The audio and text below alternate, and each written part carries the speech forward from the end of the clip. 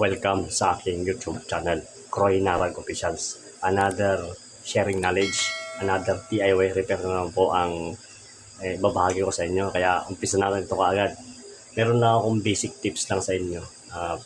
May mga pagkakataon kasi na nasisira itong rear guard nut natin. Lock ng rear guard. Ito. Ang nangyayari dito is na-lost thread to.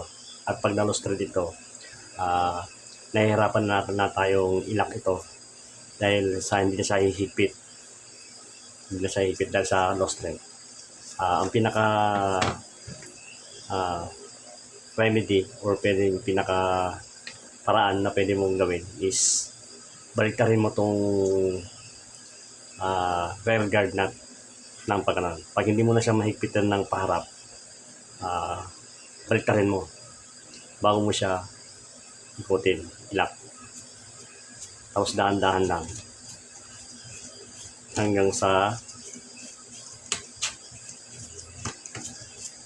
malak yung kanyang rear guard. Yan. Pwede mo siyang baliktarin para mag-lock. Kasi nalulost thread kasi ito eh. Ito yung pinaka-problema nito. Minsan kasi sobrang natin siyang hinihigpitan. Kaya hanggang sa ma-lost thread na itong mga gilid-gilid niya. Yan, yung mga thread niya. Kaya baliktarin mo. Tapos ikutin mo ng dahan-dahan. Tapos tamang higpit lang. Huwag mo masyadong persahin. Yun lang yung basic tips na may share ko sa inyo o may babahagi ko sa inyo. Kaya hanggang dito na lang aking video at sana may natutunan kayo at sana may nagustuhan nyo. Kung nagustuhan mo, huwag mo kalimutan na mag-subscribe sa aking YouTube channel. At pakipindot mo na rin yung notification bell button para update ka sa ilalabas ko pang mga bagong video. Kaya hanggang sa muli, this is Croy Narag Officials.